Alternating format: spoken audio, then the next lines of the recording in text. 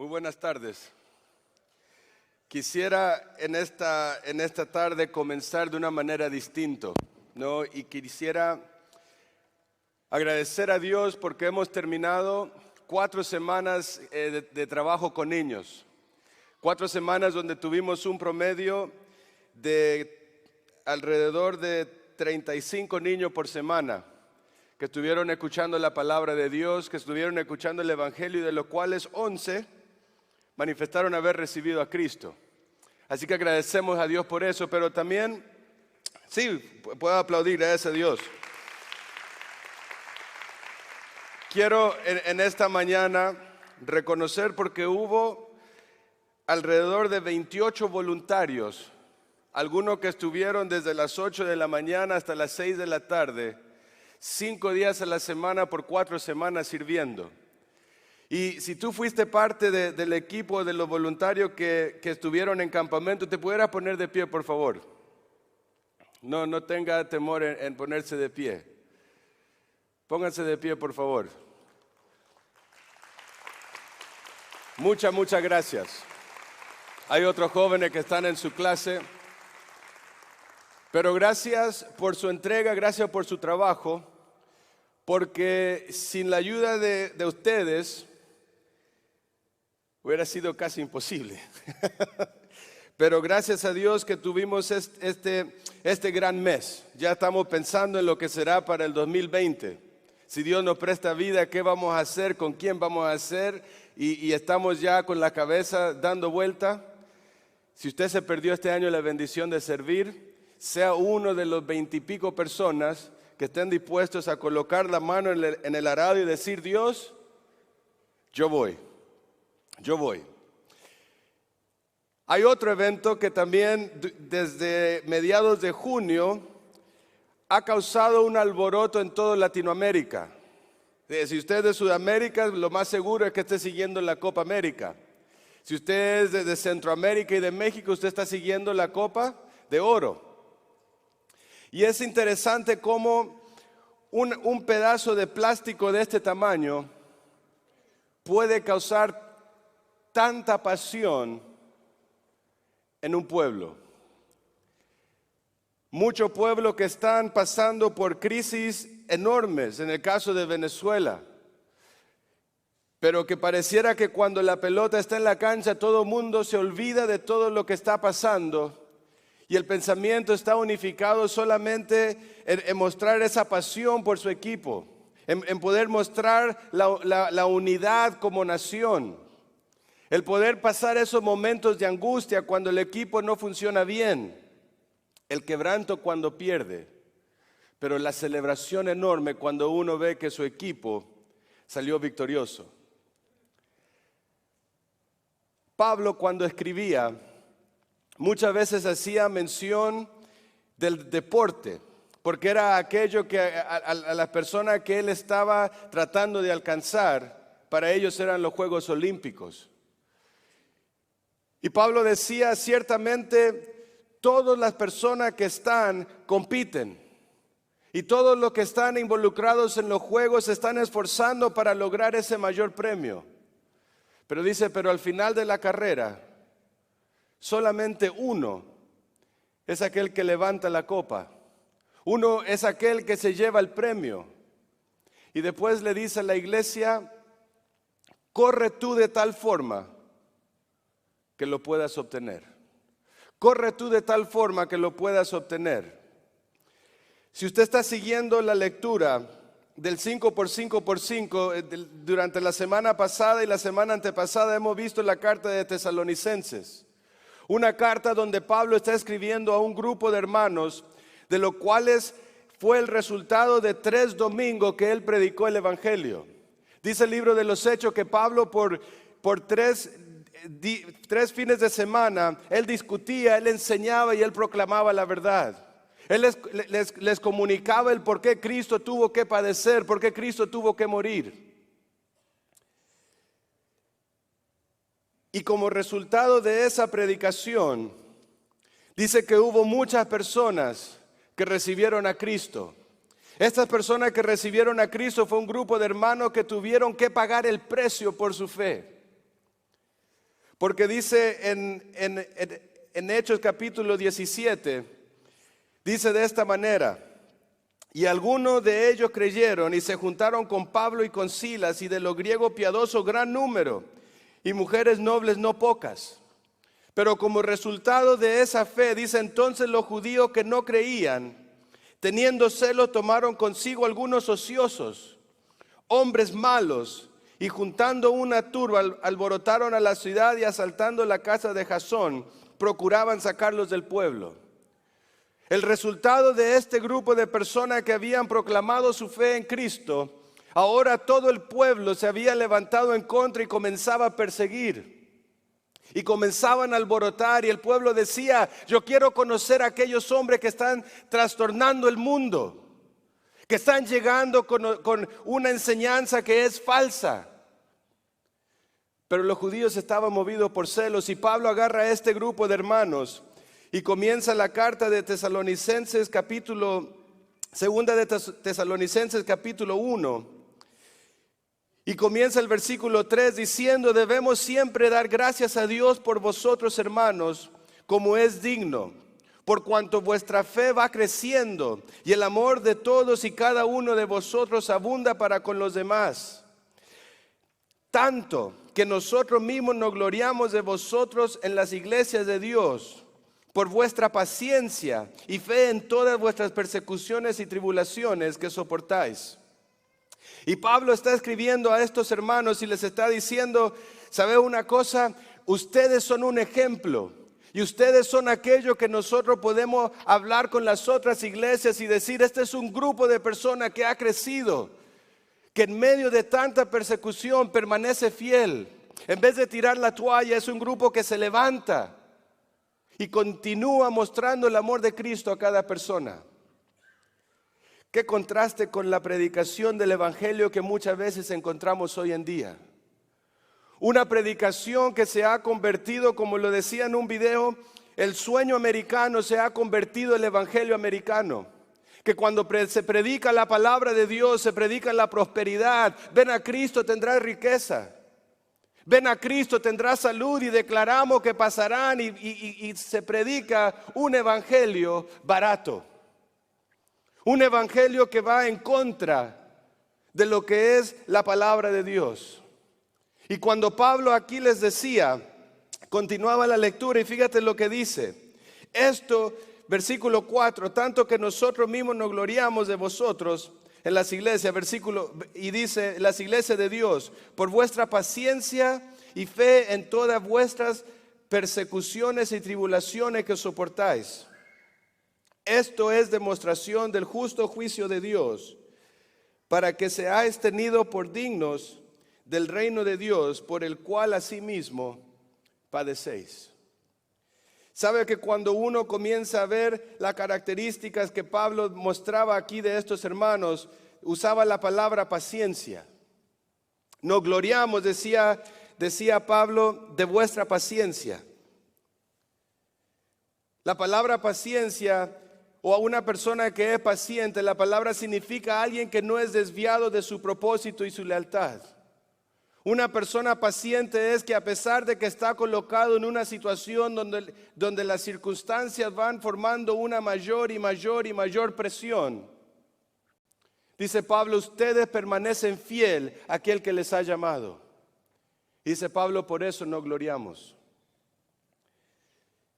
Usa la palabra fe, porque dice ustedes por vuestra paciencia y fe en todas vuestras persecuciones.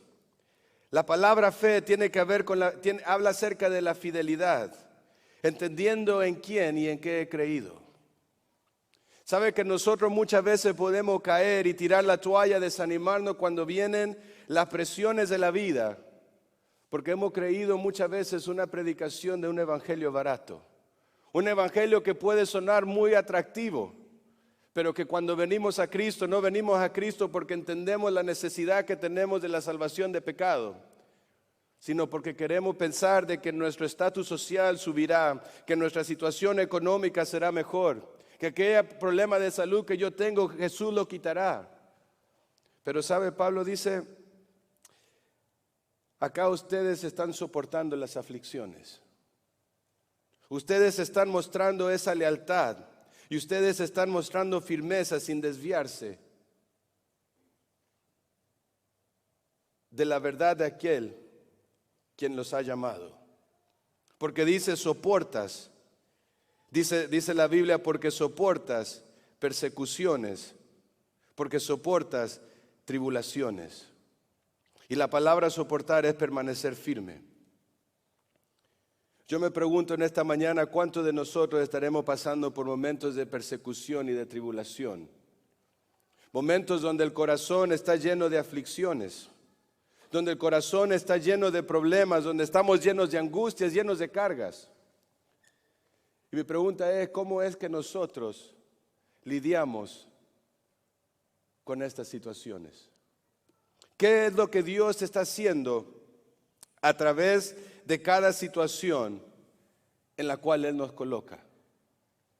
¿Sabe que cuando Santiago escribía, él decía, cuando os halléis en diversas pruebas, tened por sumo gozo? Porque aunque el momento que está pasando no es un momento que es atractivo o que se siente bien, pero sin embargo el resultado de aquello que Dios hará en tu vida traerá perfección. Será algo que te llevará a una mayor madurez y te llevará a conocer de una mayor forma a tu Salvador.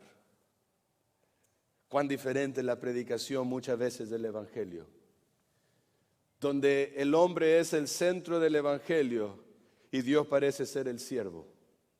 Acá Pablo animaba a la iglesia y decía, aunque esté pasando por estos momentos, que nadie pueda desviar tu mente, tu corazón, y que tu corazón esté fijo y que pueda permanecer firme en aquel que te ha llamado, que pueda ser hallado digno. Porque sabe, cuando continúa dice el versículo 5, esto es demostración del justo juicio de Dios, para que seáis tenidos por dignos del reino de Dios, por el cual asimismo padecéis. Porque sabe, la cosa que nosotros hoy podemos padecer por cuestión del Evangelio, vale la pena porque lo hacemos por el reino. No somos un grupo de personas que somos masoquistas y que nos gusta sufrir por sufrir, sino entendemos que hay alguien que está en los cielos y dice en la palabra de Dios, porque es justo delante de Dios, versículo 6, porque es justo delante de Dios pagar con tribulación a los que os atribulan, y a vosotros que sois atribulados, daros reposo con nosotros, cuando se manifieste el Señor Jesús desde el cielo, con los ángeles de su poder, en llama de fuego para dar retribución a los que no conocieron a Dios ni obedecen al Evangelio de nuestro Señor Jesucristo. Fíjese el versículo 9, los cuales sufrirán pena de eterna perdición, excluidos de la presencia del Señor y de la gloria de su poder. Y de la gloria de su poder. Cuando vengan aquel día para ser glorificado en sus santos y ser admirado de todos los que creyeron, por cuanto nuestro testimonio ha sido creído entre vosotros, por lo cual asimismo oramos siempre por vosotros, para que nuestro Dios os tenga por digno de su llamamiento y cumpla todo propósito de bondad y toda obra de fe con su poder. Y sabe que cuando uno va leyendo estas palabras, uno entiende que todas las cosas que el Hijo de Dios puede padecer en este mundo, todas las cosas que Dios,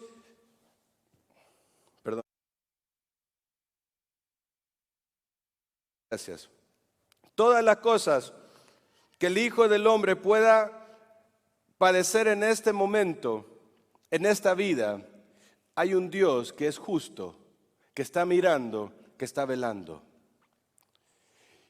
Y en el juicio de Dios no hay quien se escape. Para el incrédulo será un juicio para castigo, mas para el creyente será la esperanza eterna. Y fíjese la palabra que dice Pablo a esta iglesia. Le dice, ustedes tienen que permanecer firmes, tienen que continuar siendo ejemplo y perseverando a través de las circunstancias, porque llegará el momento donde el Señor mostrará su poder Y ustedes podrán contemplar y ser testigos de su gloria. Uno muchas veces piensa que las personas que hacen mal son aquellas que van avanzando, que las personas que hacen las cosas de una forma equivocada siempre avanzan más rápido que aquel que se toma el tiempo para crecer y hacer las cosas de la manera correcta. Pero ¿sabe una cosa? La palabra de Dios, cuando habla aquí en este primer capítulo, versículo 6, dice, porque es justo delante de Dios pagar con tribulación a los que os atribulan. Y vosotros que sois atribulados, daros reposo. Se ven las dos caras de la moneda. Aquel que hoy por la vida va pasando por momentos difíciles, que está siendo atribulado, que está siendo perseguido, recibirá descanso. Pero aquel que ahora está haciendo la persecución y está haciendo daño, recibirá el juicio de Dios. Y fíjese cómo es tan específico aquí la palabra de Dios. Dice, porque el Señor Jesús desde el cielo con los ángeles de su poder, en llama de fuego para dar retribución a los que no conocieron a Dios. Para dar retribución a los que no conocieron a Dios. O muchas personas cuando se habla acerca de ser creyente, son personas que se burlan y son personas que muchas veces pueden decir, ¿y tú cómo sabes que existe un Dios? El otro día leía algo que me causó tristeza. Yo tengo en mi familia, tengo un tío que a lo largo de su vida fue bastante desordenado. Y que ya después de viejo, de viejo, conoció a Cristo. Y en el Facebook él colocaba una oración donde él decía, Dios, dame a mí la fuerza para poder permanecer y seguir. Dame la voluntad para poder mirar a tu palabra y aprender de mis errores del pasado. Y poder aprender de todos los errores que cometí para poder cada día seguirte de una mejor forma. No decía, qué lindo poder escuchar eso. Cuando uno conoce el pasado de la persona. Después otro tío escribió y le dice, carnal, no seas tonto. Si Dios quisiera que tú realmente fueses diferente, Él no hubiera creado en ti las pasiones que creó. Si Dios no es un Dios que quiere que tú te estés dando golpes de pecho por los errores que cometiste. No te preocupes, Dios quiere que tú disfrutes de la vida. Dios quiere que tú vivas la vida a lo máximo y que cada día que Él te dé, que lo disfrutes en lo que tú quieras. Porque al final del día no habrá quien, ni Él mismo te castigará. Porque si Él lo hace, tú le podrás decir, tú me hiciste de esta manera. Y uno dice, increíble cómo el enemigo va pervirtiendo el pensamiento del hombre para que el hombre piense que tiene excusa de no conocer a Dios. Querida iglesia, querido amigo que nos visitas, déjame decirte una cosa. En la presencia de Dios no habrá quien tenga excusa o pretexto que diga yo no pude conocer a Dios. Porque la Biblia dice que desde que el día comienza hasta que el día termina se ve la gloria de Dios. Cuando uno ve el sol, cuando uno ve las nubes, cuando uno ve las estrellas, cuando uno ve los árboles que van creciendo y cómo la vida de los seres humanos continúa, uno entiende que hay un Dios y no hay excusa. Por eso Pablo dice, aquellos que no quisieron conocer a Dios, Dios traerá juicio. Aquellos que no quisieron obedecer al Evangelio, Dios traerá juicio. Y el juicio lo dice, sufrirán una pena de eterna perdición. Estarán excluidos de la presencia del Señor, excluidos de la gloria de su poder. ¿Sabe que el hombre, el ser humano, no tiene excusa para no creer en Dios?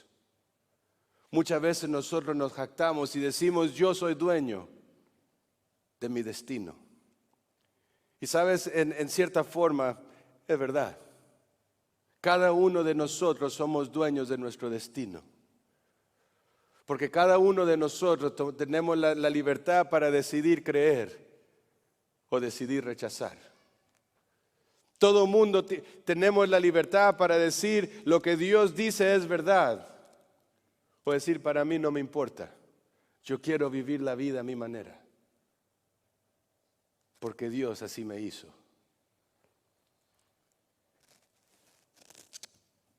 ¿Cuál es tu pensamiento en esta mañana? Cuando hablas acerca de lo que Dios ha hecho y todo aquello que Dios te ha permitido escuchar y conocer acerca de Él, ¿cuál ha sido tu respuesta? ¿Ha sido rechazo? ¿Ha sido un corazón duro? ¿Ha sido un sentir de decir estos están locos? ¿Les han lavado el cerebro? ¿O realmente te has dispuesto para entender que el pecado te separa de Dios? Y que tienes que venir ante Dios y entender que fuera de Él no hay nada. ¿Cómo se encuentra hoy tu corazón? ¿Es un corazón que ha estado dispuesto y se ha dispuesto a conocer a Dios? ¿Es un corazón que a través de los años el Evangelio ha producido en ti, como decía Pablo, un mayor peso de gloria? Porque sabe que cuando habla aquí a la iglesia, Pablo, el sentir de Pablo es querer animar. Y por eso dice, cuando vengan aquel día para ser glorificado en sus santos y ser admirado en todos los que creyeron, por cuanto nuestro testimonio ha sido creído. Por lo cual, asimismo, oramos siempre por vosotros. Oramos siempre por vosotros para que Dios os tenga por dignos, para que Dios os tenga por dignos de su llamamiento y cumpla todo propósito de bondad y toda obra de fe con su poder. ¿Cuánto tiempo tenemos ya de creyente? ¿Cuánto tiempo hace que el Evangelio llegó a nuestra vida? ¿20 años? ¿20 días? ¿Cuánto tiempo hace que el Evangelio llegó a tu vida? Y la pregunta es, ¿qué es lo que en ti ha producido? En el fútbol hoy hay una cuestión que se llama el VAR, que cuando hay una jugada que es dudosa, el árbitro que está en la cancha señala y dice, esta es una jugada que tengo que revisar. Y sabe que nosotros como creyentes tenemos un Dios que está velando por nuestra vida. Y que tenemos un Dios que Él no necesita de un VAR para ver qué es lo que pasa. Tenemos un Dios que es soberano, un Dios que es todopoderoso, un Dios que es omnisciente, un Dios que es omnipresente y que conoce cada uno de los detalles de tu vida y de mi vida. Y Él dice, el deseo que yo tengo para ti es que tú cuando vayas progresando por tu vida y que cuando se llegue el momento de llegar ante mi presencia, seas hallado digno del llamamiento que has tenido. El Evangelio no es una cuestión para llenarse de orgullo espiritual. El Evangelio no es para que la iglesia pueda decir, nosotros tenemos la única verdad, aunque en verdad es así. Pero el Evangelio es aquel que va moviendo el corazón para alcanzar a otros y que otros puedan conocer la verdad. En la primera carta de Tesalonicenses, cuando Pablo escribía a este mismo grupo de hermanos, ¿qué era lo que él decía? Yo doy gracias a Dios por ustedes, porque nuestra predicación no fue en vano, sino que viajamos por Macedonia, por Acaya y no podemos predicar el Evangelio, porque nosotros no tenemos que contar de ustedes, sino que ellos están contando de ustedes y nos están contando a nosotros la maravilla que Dios está haciendo en ustedes. Leía yo estas palabras y me hacía la pregunta, si Pablo estuviese haciendo una carta de Iglesia Verdad en Amor, pudiera decir eso acerca de ti, pudiera decir eso acerca de mí. Traté de ir a Sugar Land, a Houston, a Pasadena, a todos los lugares de alrededor y no pudimos predicar, porque la comunidad cuenta de lo que está haciendo. ¿Sabe que muchas veces para nosotros el Evangelio es una religión más? Para nosotros el Evangelio es venir y llenar una silla y venir y llenar un lugar, y lo que pasa entre semanas no importa, porque yo ya cumplí. Yo di mi diezmo, di mi ofrenda, estoy participando en el 5x5, pero en la comunidad no pasa nada. En la comunidad no pasa nada. Pero acá Pablo dice que seas hallado digno de ese llamamiento y que Dios pueda cumplir todo propósito en tu vida. Pero sabes, el propósito de Dios no son las riquezas, el propósito de Dios no es que tú tengas una vida cómoda. El propósito de Dios es que podamos crecer en el conocimiento y el poder experimentarle a Él cada día. El poder crecer. Que no sea una fe que es compartida en lo que otro me dijo, sino que sea aquello que es mi experiencia, porque es mi Dios, es mi relación. ¿Qué pudiera decir Pablo de ti?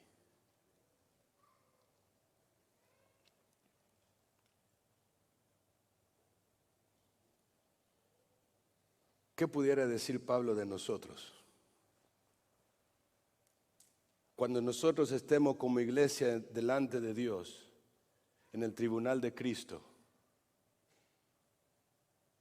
¿cómo sería ese encuentro con Él? ¿Cuál sería aquella cosa con la cual nosotros hemos construido? ¿Sería oro, plata, piedras preciosas? ¿O cuando sea probado por el fuego? Quedaría solamente una lista de cosas que hicimos sin el corazón correcto, porque más que una relación, buscamos una religión. Una religión llamada cristiana, una religión llamada Cristo. Hicimos todas las cosas que Cristo decía, pero con un corazón que no estaba ligado a aquel que me llamó. ¿Sabe por qué el desánimo en la vida existe? Porque dudamos en el momento de la prueba en quien hemos creído. ¿Sabe por qué muchas veces queremos tirar la toalla y decir, Dios, ¿por qué te has olvidado? Es porque no entendemos en quién hemos creído. Y aquel que es poderoso para que hacer que todas las cosas sobreabunden. Aunque hoy tenga que pasar por diferentes situaciones complicadas. En el capítulo 2, cuando habla Pablo a la iglesia de Tesalónica, había personas que estaban tratando de engañar la iglesia por el lado interno. Las persecuciones externas no estaban produciendo en ellos un desánimo, sino lo contrario, su fe crecía. Pero sin embargo, cuando llega al capítulo 2, había personas que se estaban levantando para decir, la fe que ustedes tienen es una fe que es vana. Es una fe que ya lo que Pablo predicaba, ya Jesús ya vino, se olvidó de ustedes. Y Pablo cuando habla con ellos les dice, ¿sabes? Que nadie os engañe, versículo 3. Nadie os engañe en ninguna manera, porque la venida del Señor no vendrá sin que antes venga la apostasía y se manifieste el hombre de pecado, el hijo de perdición, el cual se opone y se levanta contra todo lo que se llama Dios o es objeto de culto, tanto que se sienta en el templo de Dios como Dios haciéndose pasar por Dios. ¿No os acordáis que cuando yo estaba todavía con vosotros os decía esto? Ahora vosotros sabéis lo que detiene, a fin de que a su debido tiempo se manifieste, porque ya está en acción el misterio de la iniquidad. Solo que hay quien al presente lo detiene, hasta que él a su vez se ha quitado de en medio. Sabe que en el tiempo de Dios, Dios tiene algo que se llama un plan perfecto. Y Dios en ese plan perfecto entiende cuándo debe pasar cada cosa. Y sabes, hoy Dios continúa dando la oportunidad para que las personas escuchen el Evangelio. Hoy Dios continúa dando la oportunidad para que nuestra vida pueda ser renovada. Pero dice, llegará un momento cuando se levantará aquel que pedirá culto. Versículo 9 dice, inicuo cuyo advenimiento es por obra de Satanás, con gran poder y señales y prodigios mentirosos, y con todo engaño de iniquidad para los que se pierden, por cuanto no recibieron el amor de la verdad para ser salvos. Entiende que Dios en su amor continúa dando advertencias para aquellos que quieren tener un corazón endurecido. Llegará el momento cuando Dios dirá un hasta aquí, y cuando Dios comenzará con sus juicios ya del final, cuando vendrá el rapto de la iglesia. Lo predicaba el domingo pasado el pastor Daniel Domínguez. Cuando comienza en la tierra el momento de la tribulación, donde Satanás levantará el anticristo que dirá, vengan, habrá paz, crean en mí. Pero que al fin será ese hombre mentiroso, mostrará realmente su carácter. Pero que llegará el momento que Dios del cielo descenderá y colocará fin.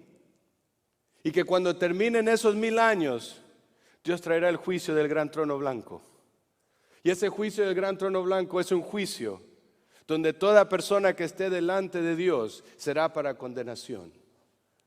Por cuanto no quisiste escuchar la verdad, por cuanto no quisiste conocerme, por cuanto quisiste huir y pensar que era mentira. Y Pablo cuando continúa dice, por nosotros debemos dar siempre gracias a Dios respecto a vosotros, hermanos amados por el Señor, de que Dios os haya escogido desde el principio para salvación. Y sabe que cuando hablamos acerca de la doctrina dentro de la iglesia, había sido algo que había causado mucha división y mucha inquietud. Pero cuando hablamos acerca de la doctrina es aquello que nos define. Cuando hablamos acerca de la doctrina es aquello que nos da esperanza. Cuando hablamos acerca de la doctrina es aquello que nos consuela, es aquello que nos guía. Y querido hermano, la doctrina no viene por idea de hombre, sino que viene por la palabra de Dios. Y si nosotros no entendemos y no conocemos la palabra de Dios, ¿qué está produciendo en nosotros el hacer la voluntad de Dios? Si la palabra de Dios no es algo que nosotros conocemos, que es aquello que va guiando nuestra vida. Si la palabra de Dios no es aquello que a nosotros nos va enseñando, ¿qué define mi criterio? ¿Qué define aquello que yo soy? Si la palabra de Dios no es aquello que está en mí en momentos de prueba, ¿qué es aquello que me consuela? Si la palabra de Dios no es aquello que está en mí cada día, ¿qué es aquello que me está guiando? Porque cuando yo entiendo que hay una persecución externa, yo entiendo que Dios está en mí produciendo una madurez. Y esa persecución externa, Dios en su momento la traerá a un fin. Y me dará consuelo si he creído en Él. Que cuando yo entiendo acerca de la doctrina, en este caso la iglesia estaba con mucha confusión. Y dice Pablo que nadie os engañe, nosotros hemos velado, nosotros les hemos enseñado. Sean fieles a la enseñanza que hemos entregado. Porque esa enseñanza, como decía anteriormente, es aquello que te va a definir, que te va a dar esperanza, que te consuela, que te guía. Pero después de que recibimos eso, ¿qué hacemos? Llega el capítulo 3 y Pablo dice, el que no trabaja, que no coma. El que no trabaja, que no coma. Y esto habla acerca de aquello que qué hacemos con nosotros, con lo que recibimos. Es interesante que cuando en los libros de los Hechos, cuando está hablando acerca de los judíos, dice que los judíos tomaron personas ociosas, que estaban sentadas sin hacer nada, para ir y causar alboroto a aquellas personas que habían creído. Personas ociosas. Personas ociosas que cuando lo habla, el versículo 11 dice, porque oímos que algunos de entre vosotros andan desordenadamente, no trabajando en nada, sino entremetiéndose en lo ajeno. Y me dije, ¿qué es entremetiéndose en lo ajeno? ¿Sabe que la frase es hacer sin propósito? Es hacer sin propósito.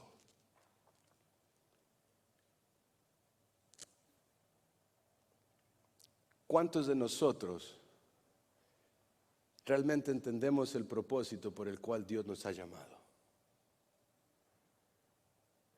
Porque sabe que una de las cosas que uno va aprendiendo con los años es que la gente que siempre está ocupada es la gente que siempre está haciendo, que ha sido definida por la palabra de Dios y que entiende por qué hace lo que hace. Gente que está ocupada y que está animada sirviendo. Es gente que ha sido definida por la palabra de Dios y Dios ha cautivado el corazón. Pero sabe que la persona ociosa es aquella persona que no entiende el propósito. Y muchas veces son las personas que mayor daño causan en la iglesia.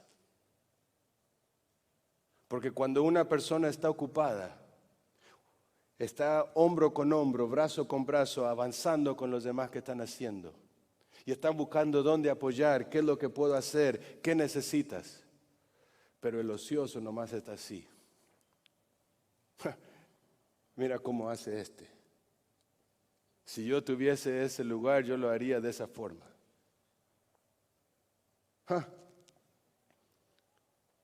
Son tantas personas que están aquí y mira el desorden que hay. La persona que tiene tiempo libre y una mente libre es el mayor taller de Satanás. Y si hay un enemigo que la iglesia de hoy tiene, es Satanás. Porque Satanás lo que quiere hacer es tomar el lugar de Dios, porque fue lo que hizo desde el principio. Querer sentarse en el trono de Dios. Y lo que Satanás querrá hacer al final es sentarse en el trono y pedir adoración. ¿Qué define tu pensamiento? ¿Qué define tu criterio? ¿Estás activo trabajando o estás activo criticando? ¿Estás activo construyendo o estás activo destruyendo? Cuando Jesús estaba en esta tierra preparando a sus discípulos, nunca se me olvida la palabra que Él les dijo en el momento que la multitud de los discípulos estaban y decían, estas palabras son demasiado difíciles, no podemos soportarlas más. Y dice que los discípulos comenzaron a irse. Y se quedó Jesús con los 12 discípulos y la pregunta que le dijeron fue, ¿ustedes también se quieren ir? Vayan. Y uno solo levantó y dice, no tenemos a dónde ir, porque solamente tú, Jesús, tienes palabra de vida. Solamente tú, Jesús, tienes la verdad y sin ti estamos perdidos. Multitudes lo querían seguir a Jesús y le decían, nosotros queremos ir contigo hasta el resto del mundo. Y Jesús les dijo, antes de que tomes esa decisión, entiende que el Hijo del Hombre no tiene dónde recostar su cabeza. Entiende que el Hijo del Hombre va a padecer. Entiende que el Hijo del Hombre va a pasar por un gran sufrimiento. Y si aún así estás dispuesto de seguirme, ven, niégate a ti mismo, toma tu cruz y sígueme. Toma tu cruz y sígueme. Porque sabe, Jesucristo no estaba queriendo tener solamente simpatizantes. Jesús estaba buscando personas que se colocaran la camiseta con un corazón dispuesto a pagar el precio y seguirle a Él hasta el fin. ¿Cuál es nuestro mayor consuelo? La cosa que podemos tener en el bolsillo, la comodidad, Sabe que muchas veces nosotros como hispanos entendemos exactamente lo que es el sueño americano. Cuando estábamos en otro país y decíamos, del otro lado de aquel río hay un sueño que es prometedor, que tiene mucho, pero que cuando llegamos a este país entendimos que aunque había oportunidades, era una burbuja que pronto rompió. Con la vida cristiana es lo mismo. Si vienes a Cristo, no vengas a Cristo esperando riquezas. Si vienes a Cristo, no vengas a Cristo esperando que la vida pueda ser lo más fácil. Al contrario, si vienes a Cristo, espera tribulación. Si vienes a Cristo, espera que vas a tener que pagar el precio. Pero si vienes a Cristo, entiende que el día de mañana tendremos una eternidad, donde lo veremos a Él descender de los cielos y estaremos con Él por una eternidad. Y ahí sí será el lugar donde no habrá lágrima. Ahí sí será el lugar donde no habrá llanto, donde no habrá dolor, donde no habrá sufrimiento, porque veremos la gloria de Dios y su mayor consuelo para nosotros será eso, donde por fin tendremos un mensaje de decir, bienvenido a casa, porque fuiste fiel, permaneciste y supiste confiar en mí. Si tú eres de esos que hoy pueda servir este mensaje para ser definidos y estar dispuesto a trabajar juntos, pagar el precio y seguir adelante.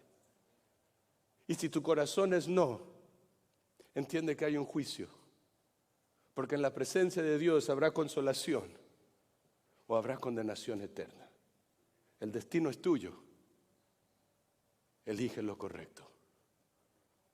Porque cuando Pablo escribe esta carta, dice, pero fiel es el Señor que os afirmará y guardará del mal.